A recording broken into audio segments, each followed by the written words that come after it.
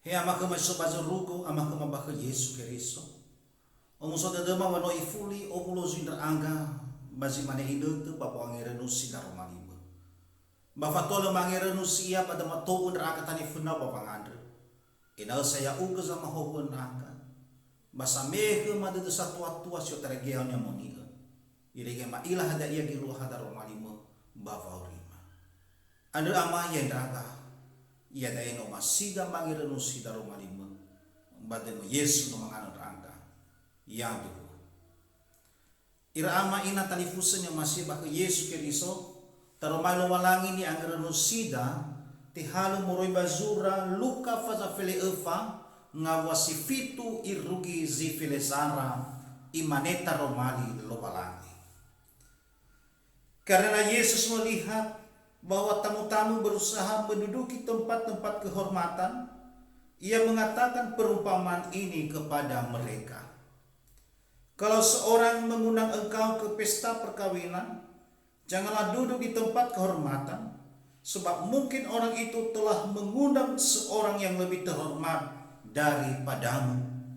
Supaya orang itu yang mengundang engkau dan dia, jangan datang dan berkata kepadamu, berilah tempat ini kepada orang itu. Lalu engkau dengan malu harus pergi duduk di tempat yang paling rendah. Tetapi apabila engkau diundang, pergilah duduk di tempat yang paling rendah. Mungkin tuan rumah akan datang dan berkata kepadamu, sahabat, silakan duduk di depan. Dan dengan demikian engkau akan menerima hormat di depan mata semua tamu yang lain.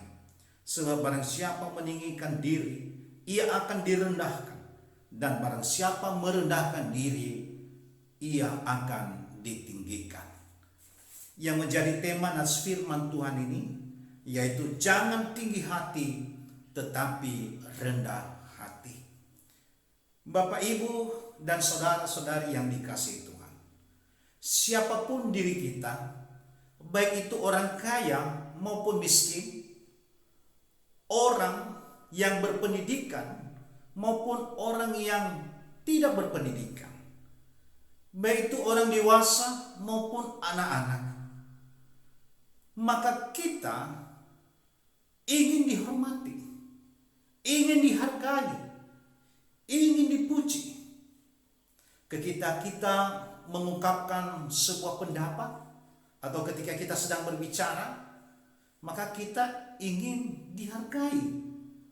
Apa yang kita ungkapkan, apa yang kita bicarakan, kita ingin orang lain mendengarkannya. Ketika kita diundang ke suatu acara atau ke sebuah pesta pernikahan, maka kita ingin duduk di tempat yang layak, di tempat di mana undangan-undangan lainnya duduk. Jarang sekali ada orang yang mau direndahkan, mau dihina, mau dicuekin, atau tidak dianggap. Tetapi kita semua orang pasti ingin dihargai, ingin dihormati. Orang tua dihormati oleh anak-anaknya. Seorang guru dihargai oleh siswanya. Seorang pimpinan dihargai oleh bawahannya. Seorang istri pasti ingin diutamakan oleh suaminya. Seorang anak pasti ingin kasih sayang dari orang tuanya. Demikianlah semua orang pasti ingin dihormati. Tetapi Bapak Ibu yang dikasihi Tuhan, ada banyak orang yang justru salah persepsi, salah pengertian, dan salah tindakan akan makna apa yang disebut dengan ingin dihormati, ingin dihargai. Mereka justru gila hormat. Dan ketika gila hormat merasuki hidup seseorang, maka ia tinggi hati.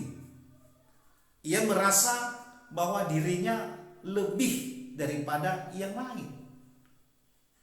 Ia tidak mau kalau orang yang di sekitarnya tidak menghormati dia. Ia selalu ingin untuk dihormati dimanapun ia berada. Ia ingin selalu diutamakan dimanapun ia berada.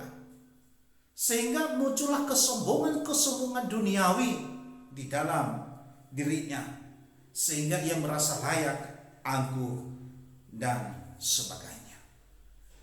Bapak Ibu yang dikasihi Tuhan, Yesus memberikan perumpamaan ini untuk menyadarkan dan menegur orang-orang Farisi pada saat itu yang berusaha untuk menduduki tempat-tempat kehormatan.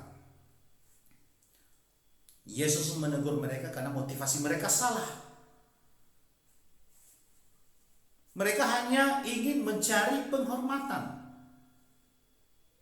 Mereka hanya ingin mencari pujian agar orang lain memuji mereka. Mereka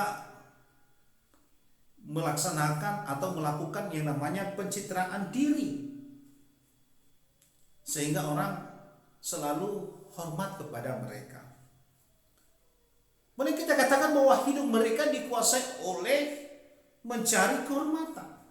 Dan jika ada orang yang dianggap sebagai saingan mereka, maka tidak sungkan-sungkan untuk menjatuhkan orang tersebut.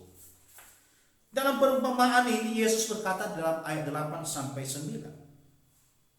Jikalau engkau diundang ke pesta perkawinan, janganlah duduk di tempat kehormatan. Mana tahu ada yang lebih terhormat darimu. Maka orang yang mengundang engkau berkata, janganlah duduk di sini. Dan engkau malu dan pergi ke tempat yang rendah. Artinya bahwa orang yang meninggikan dirinya, yang berusaha mencari kehormatan, ia akan mendapat malu di hadapan semua orang. Kesombongan itu sendiri akan menjadi aib bagi dirinya dan pada akhirnya mendatangkan kejatuhan. Benar apa yang dikatakan di dalam Amsal pasal 16 ayat 18. Kecongkakan mendahului kehancuran dan tinggi hati mendahului kejatuhan. Di dalam ayat 10 sampai ayat 11, duduklah di tempat yang paling rendah dan engkau akan menerima hormat. Sebab barang siapa meninggikan diri akan direndahkan, dan barang siapa merendahkan diri ia akan ditinggikan. Di sini Yesus mengarahkan kita untuk hidup sewajarnya saja dengan penuh kerendahan hati, dengan tidak memusingkan diri akan kehormatan duniawi. Karena orang yang tinggi hati akan mendapatkan malu dan direndahkan. Dan orang yang rendah hati akan ditinggikan dan dimuliakan. Melalui firman Tuhan ini, kita diajak untuk menjauhkan kesombongan-kesombongan duniawi. Tinggi hati, rasa ingin dihormati, gila hormat, merasa diri hebat, suka dipuji, congkak. Ada banyak orang yang berebut tempat-tempat kehormatan. Bahkan mereka bisa saja memberikan apa yang ia miliki untuk mendapatkan tempat kedudukan tersebut. Tetapi sayang Bapak Ibu yang dikasihi Tuhan, mereka hanya memusingkan diri akan kehormatan dunia. Dan jelas-jelas motivasi ini salah. Sehingga ketika mereka mengejar kehormatan duniawi, maka akan muncul kesombongan, tidak peduli dengan orang lain. Atau ia merasa diri lebih hebat, lebih tinggi daripada orang lain. Sehingga muncullah kesombongan itu di dalam dirinya. Sayang sekali kalau itu yang memenuhi hidup kita. Mencari kehormatan duniawi. Padahal ada yang lebih berharga daripada itu semua, yaitu bagaimana kita di hadapan Tuhan. Bagaimana kita untuk selalu rendah hati. Rendah hati di hadapan Tuhan artinya bahwa kita mengakui Tuhan di dalam kehidupan kita. Tidak memusingkan diri akan hal-hal duniawi, terlebih kesombongan-kesombongan. Terlebih tempat-tempat kehormatan. Lebih baik kita memusingkan diri akan kehidupan diri kita sendiri. Bagaimana kita bisa mendapatkan tempat yang layak.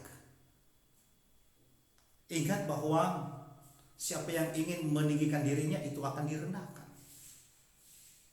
Dan barang siapa yang merendahkan diri di dunia ini, dalam kehidupan kita, menghargai orang lain, menghargai orang tua, menghargai sesama kita, berbakti kepada orang tua, melakukan apa yang diajarkan oleh firman Tuhan, itulah yang akan mendapatkan tempat yang utama di kerajaan surga. Tetapi bagi mereka yang hanya memusingkan diri akan perkara-perkara dunia ini, terlebih di dalam mencari kehormatan dunia ini, maka mereka akan direndahkan. Untuk itu Bapak, Ibu, dan saudara-saudari yang dikasihi Tuhan, marilah mengisi hidup kita ini dengan kerendahan hati, dengan cara tidak memegahkan diri serta tidak menyombongkan diri.